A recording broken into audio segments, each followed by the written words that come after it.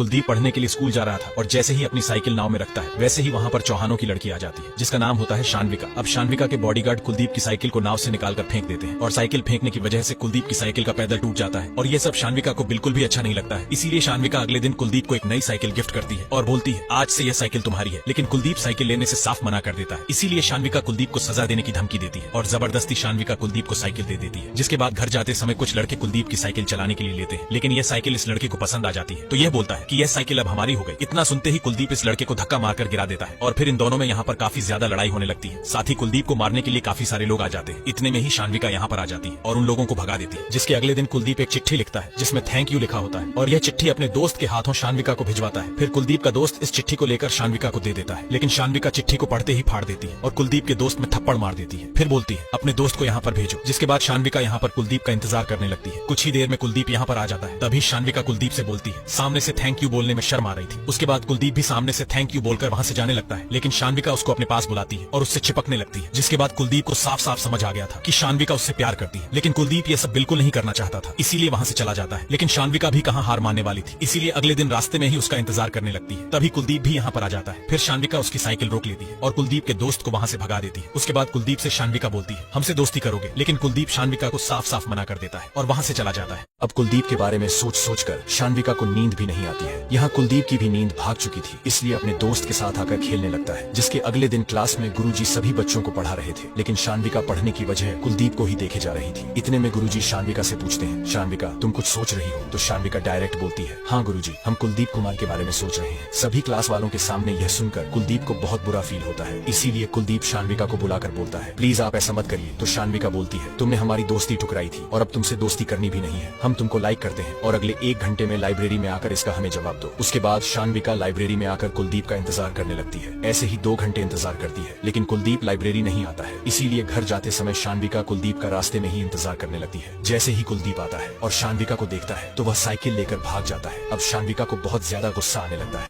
अब शान्विका को कुलदीप पर इतना गुस्सा आता है कि डायरेक्ट वह कुलदीप के घर पर आ जाती है। कुलदीप शान्विका को अपने घर पर देखकर पूरी तरह चौंक जाता है, लेकिन शान्विका बोलती है कि आज रात 12 बजे मंदिर के पीछे हमसे आकर मिलो। अगर ऐसा नहीं हुआ तो कल फिर हम तुम्हारे घर पर आ जाएंगे। इतना सुनते ही संदीप मान जाता है तो शान्विका भी संदीप के घर से चली जाती है। कुछ ही देर में रात भी हो जाती है तो शान्विका अपने घर से चुपके निकल जाती है और यहाँ पर संदीप भी चुपके अपने घर से निकल आता है। संदीप शान्विका से मिलते ही बोलता है कि हम आपसे प्यार नहीं करते, हमारा पीछा छोड़ दो। तभी शान्विका बोलती है तुम शान्विका चौहान को मना कर रहे हो, तुम्हें पता है ना हम कौन है? इतनी बात सुनकर संदीप बोलता है तुम कोई नहीं हो, अगर तुम्हारे नाम से सरनेम हटा दिया जाए तो तुम्हारी खुद की कोई पहचान नहीं है। तभी शान्विका बोलती है बहुत घमंड है ना तुम्हें अपने ऊपर टॉपर होने का। तो सुनो कुलदीप कुमार, इस बार पूरे कॉलेज में हम टॉप करेंगे और अगर हमने इस बार टॉप कर लिया तो समझ लो हम जैसा कहेंगे तुम्हें वैसा करना पड़ेगा। कुलदीप को पता था ये कभी टॉप नहीं कर पाएगी, इसीलिए उसने बोल दिया अगर तुम टॉप नहीं कर पाई तो हमारा पीछा हमेशा के लिए छोड़ना पड़ेगा। फिर शान्विका भी इस शर्त को मान लेती है। अब शान्विका दिल लगाकर पढ़ने लगती है और संदीप भी सोच में पड़ जाता है आखिर यह इतना ज्यादा पढ़ क्या रही है। लेकिन शान्विका ठान लेती है कि इस बार मैं संदीप से ज्यादा नंबर लाकर दिखाऊंगी। फिर संदीप का दोस्त बोलता है अरे भाई वह कितना भी रट्टा मार ले पर तुमसे ज्यादा नंबर नहीं ला पाएगी। इधर शान्विका की दोस्त भी शान्विका को समझाने की कोशिश करती है, लेकिन शान्विका तो पूरी तरह सीरियस हो जाती है और बोलती है अगर संदीप को पाना है तो मुझे उससे ज्यादा नंबर लाने पड़ेंगे। इसीलिए शान्विका जहाँ पर भी रहती थी वहाँ पर पढ़ती रहती थी। जो शान्विका रात में कभी नहीं पढ़ी, आज वह संदीप को पाने के लिए रातों में भी पढ़ रही है। यहाँ संदीप भी पढ़ने की कोशिश करता है, लेकिन बार बार उसको शान्विका दिखाई देती है, इसीलिए वह परेशान होकर सो जाता है। उसके अगले दिन रिजल्ट आता है तो सच में शान्विका पूरे स्कूल में टॉप करती है। अब यह देखकर संदीप को तो विश्वास ही नहीं होता है और वहाँ से चला जाता है। पूरे कॉलेज में टॉप करने के बाद शान्विका संदीप को ढूंढने लगती है, लेकिन संदीप पूरे कॉलेज में कहीं पर नहीं मिलता है। इसीलिए शान्विका संदीप के घर पर आ जाती है, लेकिन अफसोस संदीप अपने घर पर भी नहीं मिलता है, जिसकी वजह से शान्विका को काफी गुस्सा आता है। इसीलिए अगले दिन कॉलेज जाते समय वह रास्ते में ही संदीप का इंतजार करने लगती है, लेकिन आज संदीप कॉलेज नहीं आता है, सिर्फ उसका दोस्त आता है। तो शान्विका संदीप के दोस्त से बोलती है अपने दोस्त का फोन लगाओ और पूछो कि वह कहाँ पर है, लेकिन उसे यह नहीं पता लगना चाहिए कि हम यहाँ पर हैं। संदीप का दोस्त भी शान्विका के डर से संदीप को कॉल लगाता है और पूछता है भाई तू कहाँ पर है? तो संदीप सब कुछ सच सच बता देता है। ये सुनते ही शान्विका तुरंत उसी जगह पर आ जाती है जहाँ पर संदीप होता है। इधर संदीप का दोस्त भी दूसरे मोबाइल से उसको कॉल करके बताता है भाई वहाँ से निकल, शान्विका तेरे पास आ रही है। अब जैसे ही संदीप निकलने वाला था वैसे ही शान्विका जाकर उसे पकड़ लेती है और किस करने लगती है, साथ ही यह भी बोलती है तुमने हमारे शरीर का नमक छका है, हमारे साथ धोखा मत करना वरना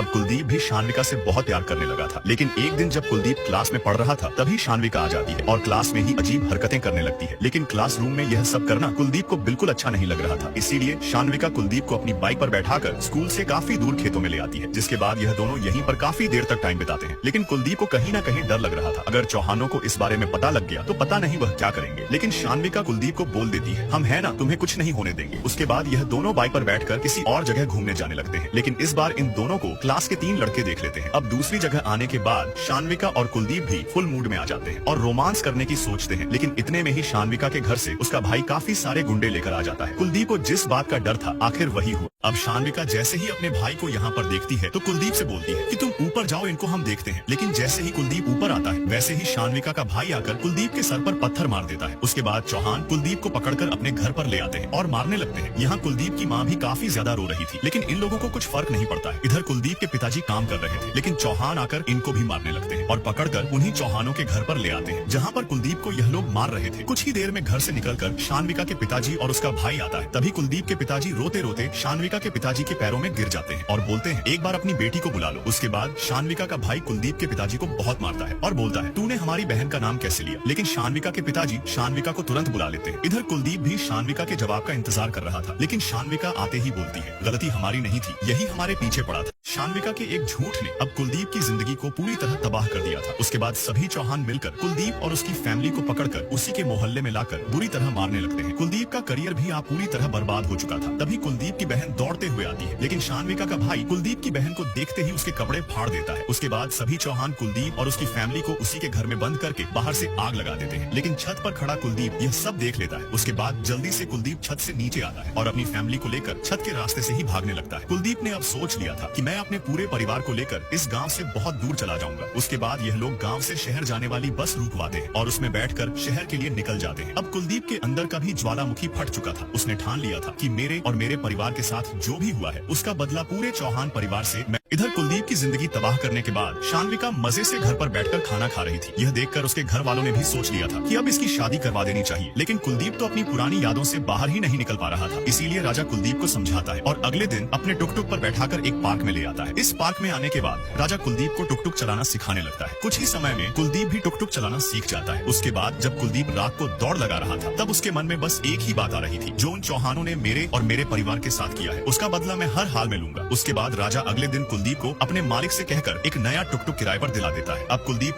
पूरे दिन टुकटुक चलाकर पैसे कमाने लगता है। लेकिन एक दिन कुलदीप देखता है कि एक लड़की को एक बाइक वाला टक्कर मार के चला गया। तो कुलदीप तुरंत उस लड़की की मदद करने पहुंच जाता है। तभी लड़की कुलदीप से बोलती है, तुम्हें यह सब करने की जरूरत नहीं थी। तभी कुलदीप बोलता है, इन किताबों की कीमत हमसे ज्यादा कौन समझ सकता है। अब देखो कैसे यही लड़की बनती है कुलदीप की कामयाबी की सीढ़ी। कुलदीप ने जिस लड़की की मदद की थी उसका नाम प्रेरणा होता है। कुलदीप ने यह भी देख लिया था कि प्रेरणा इस जगह पर पढ़ाई करती है। उसके बाद कुलदीप अपने घर जा रहा था, लेकिन रास्ते में उसको बहुत सारी पुलिस की गाड़ियों की सिक्योरिटी दिखाई देती है। साथ ही उसको एक बहुत बड़ा बंगला दिखाई देता है जो कि एक आईएएस का बंगला होता है। फिर रात को कुलदीप इस आईएएस के बारे में राजा को बताता है। तो राजा बोलता है, आईएएस बहुत बड़ी हस्ती होती है, एक बार बन जाते हैं तो पूरी जिंदगी राज करते हैं। उसके बाद कुलदीप ने अपने मन में सोच लिया था कि मैं आईएएस जरूर बनूंगा। फिर अगले दिन कुलदीप प्रेरणा का उसी जगह पर इंतजार करने लगता है। कुछ ही देर में प्रेरणा दौड़ती हुई आती है और कुलदीप के टुकटुक में बैठ जाती है। तभी कुलदीप बोलता है, प्रेरणा जी मैं आपका इंतजार कर रहा था। फिर प्रेरणा बोलती है, क्यों? उसके बाद कुलदीप बोलता है, आईएएस करने के लिए कौन सी पढ़ाई करनी पड़ती है, हमने तो बस ग्रेजुएशन ही किया है। तभी प्रेरणा बोलती है, अरे आईएएस करने के लिए ग्रेजुएशन ही तो करनी पड़ती है और बाकी पढ़ाई अलग से करनी पड़ती है। अब कुलदीप की किस्मत भी उसका साथ देने लगी थी, लेकिन इस रास्ते पर कुलदीप को किन किन चुनौतियों का सामना करना पड़े। अब प्रेरणा को भी एहसास हो चुका था कि कुलदीप यूपीएससी में टॉप करना चाहता है। इसीलिए प्रेरणा कुलदीप को बोलती है, कल मैं तुम्हें अपने पापा से मिलवाऊंगी। फिर कुलदीप भी खुशी खुशी अपने घर के लिए चला जाता है। घर जाने के बाद रात को कुलदीप प्रेरणा को कॉल करके थैंक यू बोलता है। उसके अगले दिन कुलदीप उसी जगह पर अपनी मार्कशीट लेकर आ जाता है। फिर प्रेरणा कुलदीप को अपने पापा के ऑफिस में ले आती है। यहाँ आने के बाद प्रेरणा कुलदीप को अपने पापा से मिलवाती है, लेकिन कुलदीप के बारे में प्रेरणा अपने पापा को पहले ही बता चुकी थी। इसीलिए सबसे पहले प्रेरणा के पापा कुलदीप की मार्कशीट देखते हैं और बोलते हैं, अरे यार तुमने तो बचपन से लेकर अभी तक टॉप ही किया है, तुम्हारी मार्कशीट तो बहुत अच्छी है, लेकिन तुम्हें यूपीएससी की तैयारी करने के लिए एक टेस्ट देना होगा। अगर तुम उसमें क्वालिफाई हो गए तो तुम्हारी यूपीएससी की तैयारी मैं कराऊंगा। इतना सुनकर कुलदीप बहुत ज्यादा खुश होता है और टेस्ट देने के लिए तैयार हो जाता है। फिर उसके अगले दिन कुलदीप अपनी पूरी मेहनत और दिल लगाकर टेस्ट देने लगता है। अब कुलदीप ने इस टेस्ट को करने में पूरी जी जान लगा दी थी और अंत में कुलदीप बहुत ही अच्छे अच्छे नंबर से इस टेस्ट को पास कर लेता है और अब बारी थी कुलदीप को मेंस क्लियर करने की। इसीलिए कुलदीप ने अपनी पढ़ाई दुगनी कर दी। यहाँ तक कि कुलदीप ने प्रेरणा के साथ अपनी क्लास भी ज्वाइन कर ली थी और सच्ची में कुलदीप के इस रास्ते पर प्रेरणा ने बहुत मदद की। उसके बाद कुलदीप ने अपनी पूरी मेहनत के साथ मेंस क्लियर करने का एग्जाम दिया। लेकिन अगले दिन प्रेरणा और कुलदीप जब रिजल्ट चेक करने गए तो कुलदीप ने टॉप रैंक से मेंस क्लियर कर लिया था। बट अफसोस प्रेरणा फेल हो चुकी थी। लेकिन फिर भी प्रेरणा काफी खुश थी। इधर कुलदीप की मम्मी को पता चलता है कि कुलदीप पास हो गया तो वह भी बहुत ज्यादा खुश होती है। साथ ही राजा भी कुलदीप को बधाई देता है। लेकिन कुलदीप के पिताजी की अभी तक मानसिक स्थिति ठीक नहीं हुई थी। उसके बाद कुलदीप वॉशरूम में आकर मुंह धोने लगता है। लेकिन तभी उसके कॉलेज वाले दोस्त का फोन आता है और बोलता है, अरे भाई, शानविका की शादी हो रही है। यह बात सुनकर कुलदीप की खुशी एकदम दुख में बदल जाती है। कुलदीप शानविका की शादी की बात सुनकर अपनी मम्मी से बोलता है, एक बार मैं उस बेवफा से मिलना चाहता हूँ। इतना कहकर कुलदीप तुरंत बस में बैठकर अपने गांव के लिए निकल गया। जब कुलदीप बस में बैठा था तब उसको बस शानविका ही शानविका दिखाई दे रही थी और कुलदीप सोचता है, यार कोई इतना मतलबी कैसे हो सकता है। और जब कुलदीप गांव आकर देखता है तो शानविका सचमुच शादी कर रही थी। यह देखकर कुलदीप शानविका को तुरंत पकड़ लेता है और बोलता है, आखिर तूने भी मुझे धोखा दिया। अब तू खुद अपने पूरे चौहान परिवार की बर्बादी अपनी आंखों से देखेगी। इतना कहकर कुलदीप वापस अपने घर आ जाता है और रोने लगता है। फिर अगले दिन कुलदीप का उदास चेहरा देखकर प्रेरणा समझ जाती है और बोलती है, मुझे पता है तुम उसे भूल नहीं पा रहे हो, लेकिन यही समय है, तुम उसकी नफरत को अपनी ताकत बनाओ और इतना पढ़ाई करो कि IAS क्रैक कर लो। प्रेरणा की इन बातों से कुलदीप के दिमाग पर बहुत असर पड़ा और शानविका को भूलकर